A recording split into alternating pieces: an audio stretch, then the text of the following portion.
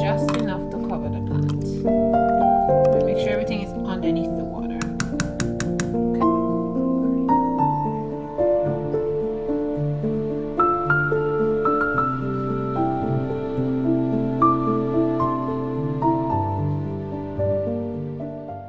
Cute. Yeah. Ah! I'll get from you. Hold on. These flowers are so pretty. Get off of me. Ay, didn't you go on me? Go away with Skigo. Oh gosh, it's so nice. Can you give me one though? Can you?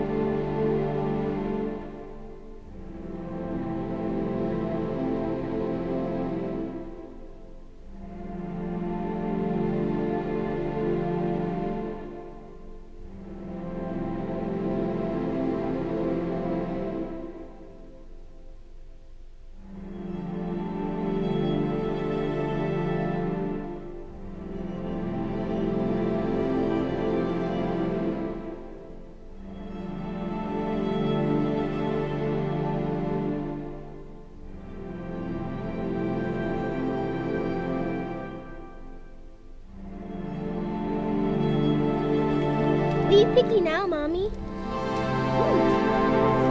Well, why? How do you know if plants are poison enemy? How do you know if the plant is poison enemy or not, Mommy? No, the plants. How? You know the plants. Smell them. Look like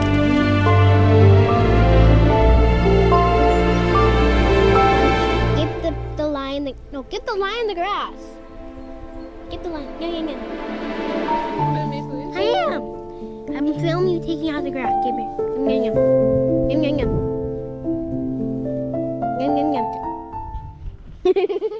Hello my friends, welcome to another video. It's late afternoon. It's actually 7 o'clock in the afternoon. It's so nice. The sun's about to go down. It's so beautiful out here, and I just came to feed my chickens, and I decided to pick some mint and some medicinal herbs so that I can make some syrup. So like when my kids get cough or colds or something like that. So that's what I'm doing. I planted a very, very tiny piece of mint in this garden here, just at the end of one bed. And I have like 3 beds. It just crept over in the 2 other beds. And so I have lots of mint everywhere. Let me show you guys. So all these things that you're seeing all the way over there to the end coming back here, it's all mint. I have mint galore. It's just so much mint. So I'll have lots of mint to harvest every single year. I have tons and tons of mint to harvest, and so every year I have tons and tons of mint to harvest, and so I use them to make syrups, and I use them to also make some jams and jellies. And you can make pancake syrup with them. It tastes so good, a minty one. So I'm picking, well actually I picked some, look. I picked a basket full, and I'm gonna take it home, and I am going to make some mint syrup, and I'll show you guys how I make that. So mint syrup is really, really good for kids when they have a cough. And I also picked some cat mint. I have some cat mint in here. You can see in the corner there where little purple flowers is. This is cat mint. I picked it in front of my house. And we are going to add that to it also. So let me tell you guys a little bit about cat mint. Cat mint is so good for coughs. I'm just pulling up some of the mint with some root. I want to put it inside a pot that I have at the house. And a mosquito is really trying hard to bite me, but I have repellent on, so it's trying to get in my glasses. It's just trying its very best to bite me. So of course I'm not going to allow that. But anyways, I'm trying to pull up some. So anyways, I got a few with the roots, so I'm going to take that home with me, and I'm going to put it inside a pot. as I was saying before the mosquito disrupt me, catmint, let's walk guys, because this mosquito here, woo.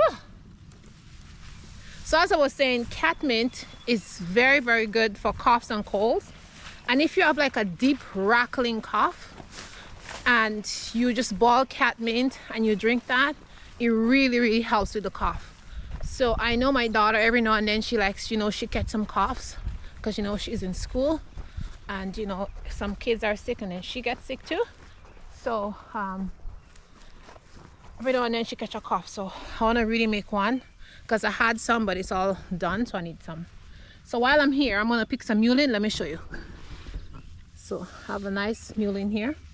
So let's pick some mullein. Okay.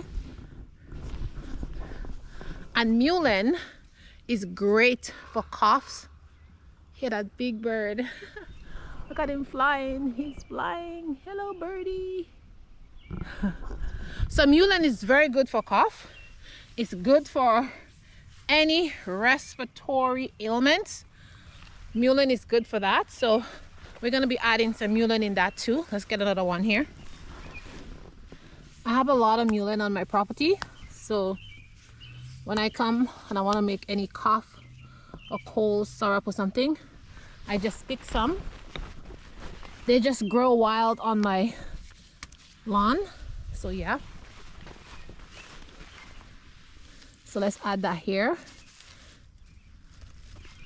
Yep. Okay, and then I also got some nettles. Let me show you guys. I have some nettles right here. Add a little bit more. These ones are young. I'm trying to just get the very tip and try not to get sting. So, and I also got some other herbs too. And I am going to also pick some mugwort. I have a lot of mugwort growing on the side here. So let's get a couple bit of mugwort.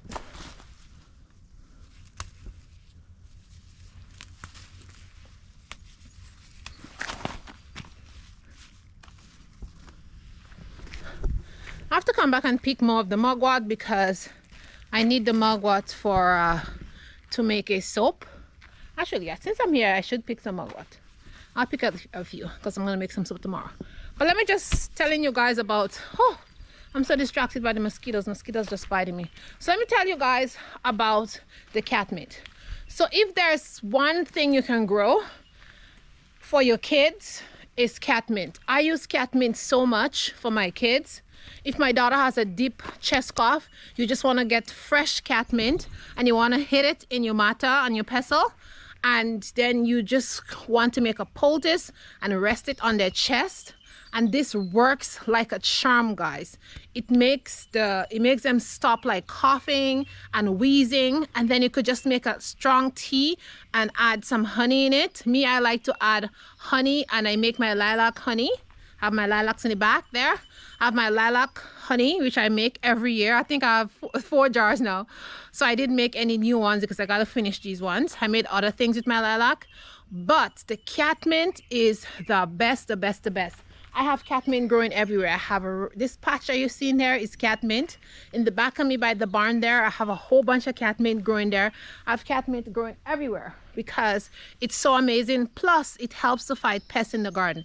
Anywhere you plant catmint, bugs don't come there. So yeah, so the catmint is amazing. So another thing you can do with the catmint is just make an oil. So you just dry the catmint, and once it's dried, then you make a oil. You leave it to infuse for a week or 2, and you make this beautiful oil. So when your kids has cough or cold or something like that, they're, you know, feeling a little bit stuffy or anything like that, you just rub that oil on their chest. You could rub it on their head, you could rub it underneath their feet, and if you want to make it stronger, you could just mix it with mint. You can add catmint and mint together.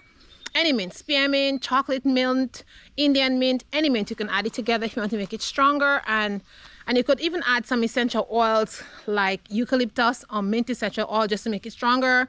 And then you can make it into like a Vicks vapor rub.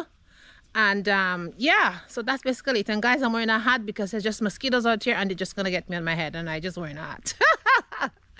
Anyways, so this is what you can do with mint and cat mint. They're so good for kids, and some people, I think they kind of, I don't know if they don't know, or I think it's a matter of not knowing, because many people are not aware of herbs. A very small percentage of people know about how to use herbs and the value of herbs and how to use it in remedies that works, you know?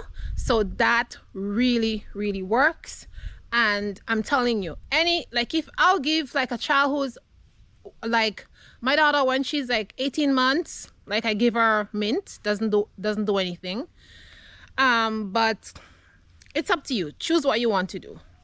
But I've always used on my kids when they're babies, when they're 1 year plus, and they're fine. But it works really, really well. So you don't need to go over the counter and buy all this kind of cough syrups and stuff like that.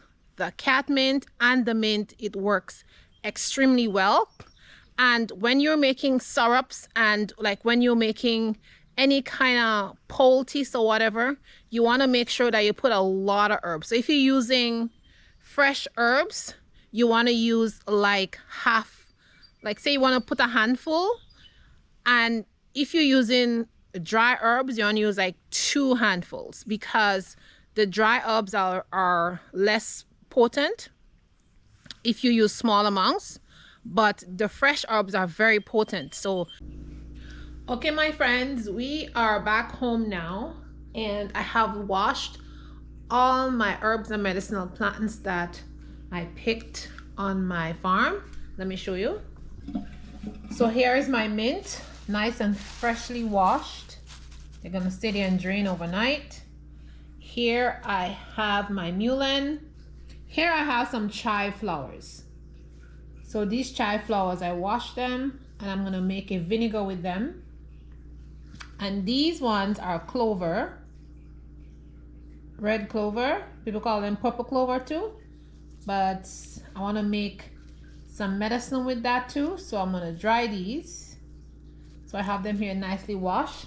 Here I have my cat mint. Oh, a leaf got caught in there. This is my cat mint. And I also wash them. And here I have my nettle, which I'm going to dry here. Also, I'm going to use that for tea. And here I have my mugwort. And here I just have some cedar branches. Okay?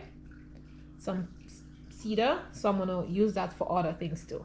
So here it is. All freshly, nicely washed. Let me show you how I make my, how I start my syrup, my cough syrup. So first you want to get a pot. Okay, here's my pot, and I'm gonna pick some of the herbs that I want, because I'm making for my this is for my kids. We're only gonna use cat mint here, and we're gonna use mint, and I'm gonna use some mullein. Now because I already use mullein for my kids and they have it doesn't bother them, or they don't have any allergies or something to it, I'm going to add some of it in it because I've used it before. If you never used mullein before with your kids, I suggest you just stick with the cat mint and the regular mint, okay? And when you try mullein and you give it to your kid and you see they're fine, they have no reaction, it doesn't scratch them, it doesn't cause an allergic reaction, then you put that when you're making your cough syrup, okay? But all these herbs that are here, I already make cough syrup with them, and I give them to my kids, and they also make teas with it when they're sick, and they're perfectly fine. So let's get our syrup going. So I'm gonna put a lot of mint in there because I want it really, really strong. So I'm gonna put this amount of mint. Then I am going to put mullein in there. Then we are going to put some cat mint, which is going to be a lot. Keep getting some straw in there.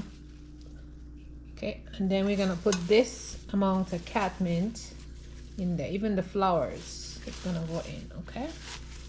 See if we can get it inside this pot. Okay. So this is the amount I'm gonna put. All right, let's put it on the stove. I already have a kettle here and I boil water. I am gonna pour the hot water over it until it's almost covered. So that's what I'm basically doing here. Okay, you want to pour that in until it's almost covered. Then you want to press it down. Okay, I am pressing it all down. So you see, I just want it to cover, just enough to cover the plant. Okay, that's what you want, just enough to cover the plant.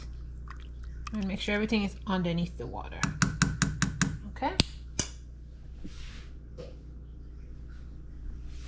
now you're just gonna cover it. You cover it. What I usually do is I do this and then I cover it and I leave it overnight because I want all the properties that is in the stems to also go into the water, and I just want a really strong, potent infusion. And tomorrow I will come back and add my sugar, do my measurements, and make sure the amount that I want depending on the jar that I'm going to store it in. Okay, so as you see, it's very simple. You need to put a lot of herbs in there and medicinal plants that you're using if you want it to be very potent. And as you can see, I put a lot in there. Okay, so I will come back tomorrow and once it's infused overnight, and I'll show you the next step that I'm doing to make my cough syrup. See you tomorrow.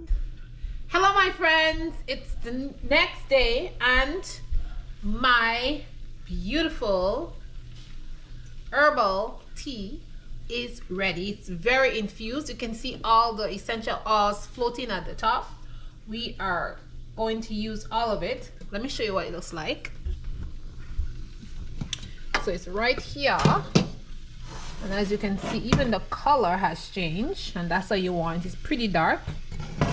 So right here I have a cup and a half of sugar. I am going to pour this in there just to the top. This is what I want. I still have a lot in it, but I'm going to use it for something else, so we leave that. And I'm just going to stir this until it dissolves. Then I'm gonna, maybe not, I'll just pour it inside another pot.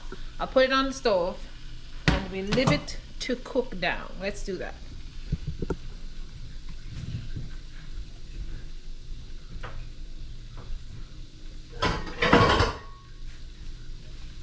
I'm gonna use this pot. I'm gonna pour it all in here, actually.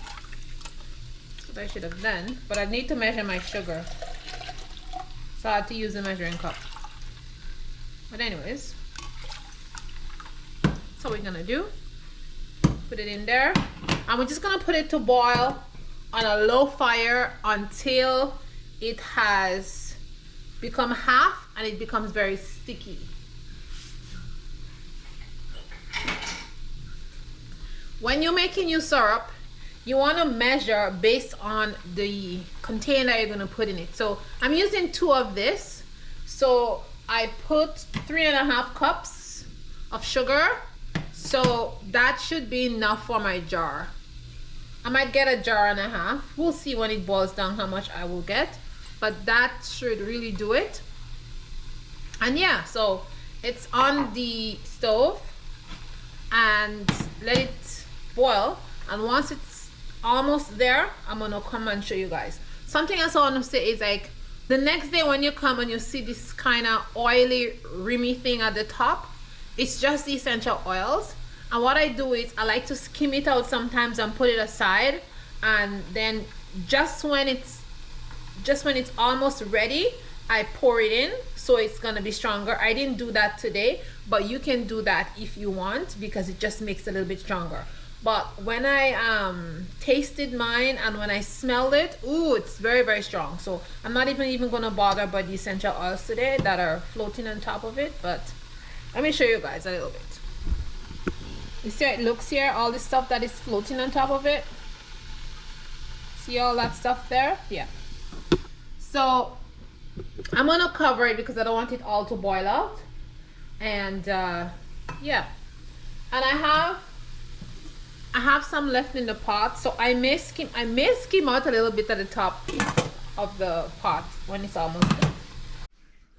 Okay, my friends, my syrup is ready and it looks so delish. All right, let me show you guys. Look at this. So delicious, so delicious. Let me turn the stove off. It's very, very thick. That's the way I like it. I have my jars here. Let's pour it in the jar. I think I'm gonna have 2 jars. Okay, let's do it. Let me show you how thick it is. Woohoo! It's so nice and thick. Let's pour it in the jars. Whoops. I gotta put something down I forgot. Because I don't want the jar to break. Let's fix the cloth properly.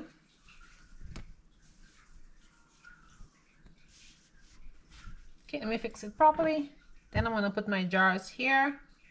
And now we are gonna pour it in. Okay.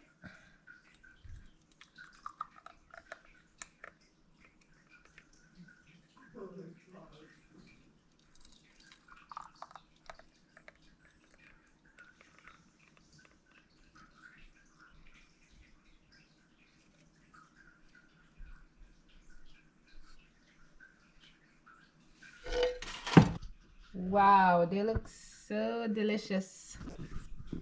So guys, I got 2 jars and I still have a little bit inside the pot. So I guess I'll have to find another jar and just put a little bit inside of it. And we'll just put it on our bread or something like that because it's not a lot, but look at that, guys. Cough syrup. Delicious cough syrup. Learn to make your own cough syrup. It's very easy, very simple, and you can give this to your children and it's just better for them. So you all, thanks for watching. So guys, let me tell you what it tastes like. Let me take a little bit. Dip my spoon in there and I'm gonna tell you what it tastes like. It's a little bit hot.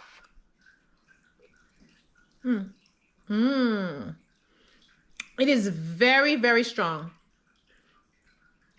You can taste the mint. The mint is very, very strong. Oh, I forgot to mention to you guys. Before I pour it, I add 1 lemon, a juice of a lemon.